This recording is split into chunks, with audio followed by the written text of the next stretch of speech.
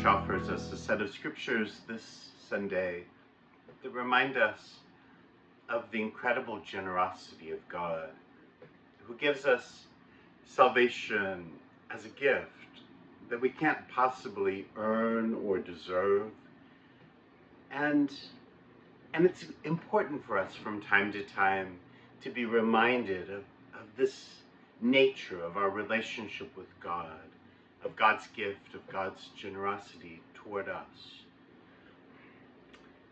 Because oftentimes, both in receiving and in sharing God's gracious gift, we start to think about how we've earned what we are to receive. And we couldn't be more wrong.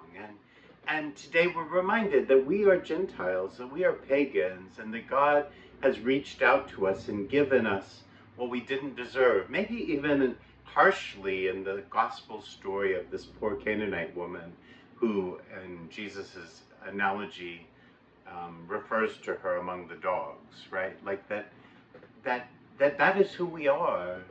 And yet that makes the gift all the more spectacular, precious.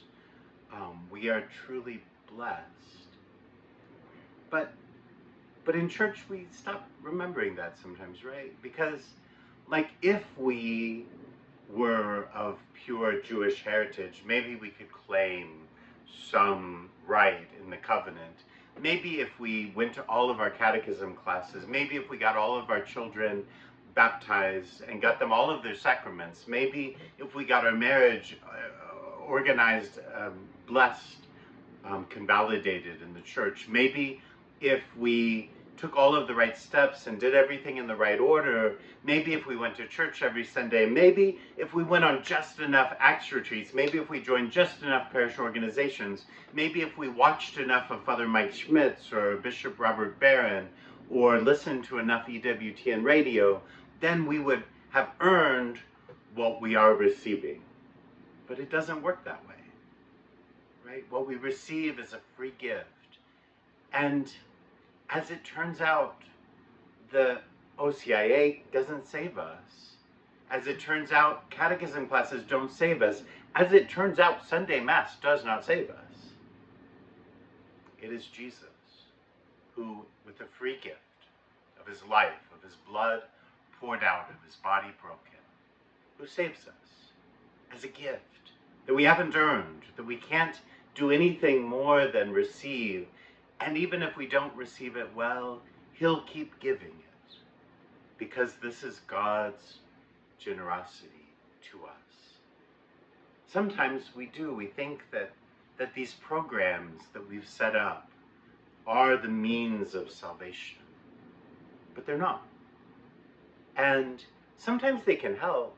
Oftentimes they do help. Probably, as a rule, it's better for those who are baptizing their babies to go through some formation at that stage in their life before baptism.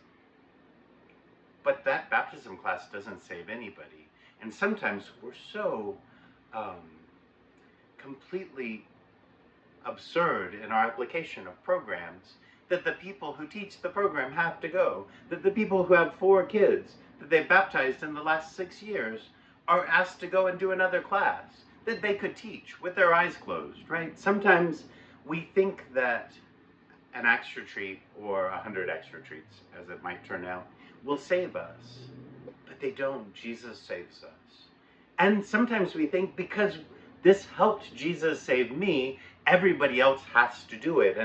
And we stop helping people outside of our program. There's a certain tyranny in our programs sometimes. And if people don't fit into a Wednesday night class for a year, if people don't fit into our Sunday schedule, because as it turns out, some people work, and we take full advantage of their work, Jesus still wants to save them, and still can.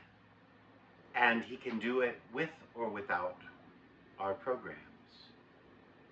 But he can't do it with or without us, because we are his instruments.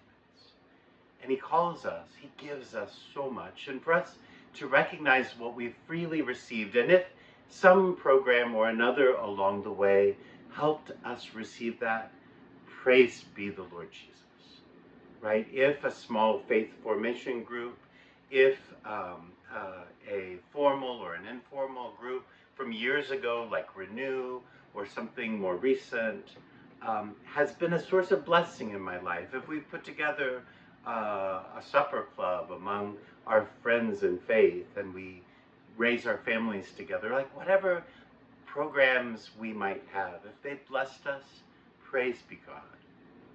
But for us never to apply the program as salvation and as instruments of God's mercy and love, as his followers called to share what we've received. May we never become tyrants, expecting others to follow our programs, but rather seek, as God did in Jesus, to find and help those who haven't earned anything, who might misuse the grace that's given them, and pour out even more so that that grace will be able to save them. Maybe these readings today, as complex and harsh as they are, can help me receive more freely, more gratefully, all that God is giving me, and be more generous, more open-handed in sharing that grace, that love, those sacraments, that redemption with our brothers and sisters.